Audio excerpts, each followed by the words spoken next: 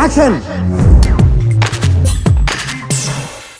ఆధార్ కార్డుతో driving licence ను అనుసంధానం చేయనున్నారు. ప్రస్తుతం ఆధార్ కార్డు కూడా లైసెన్స్ జారీలో పొందుపరుస్తున్నప్పటికీ తప్పనిసరి చేయలేదు.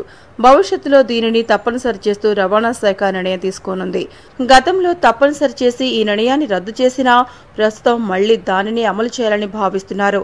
డ్రైవింగ్ లైసెన్స్ కు ఆధార్ కార్డు తప్పనిసరి చేయడం వల్ల సంబంధిత లైసెన్స్ దారుడి సమగ్ర సమాచారం అందుబాటులో ఉంటుందని ఈ నిర్ణయం తీసుకుంటున్నారు. ఆధార్ కార్డు జోడించడం వల్ల యాక్సిడెంట్స్ తో పాటు కేసుల విచారణ సులభతరమై బాధితులకు న్యాయం జరిగే అవకాశం ఉంది.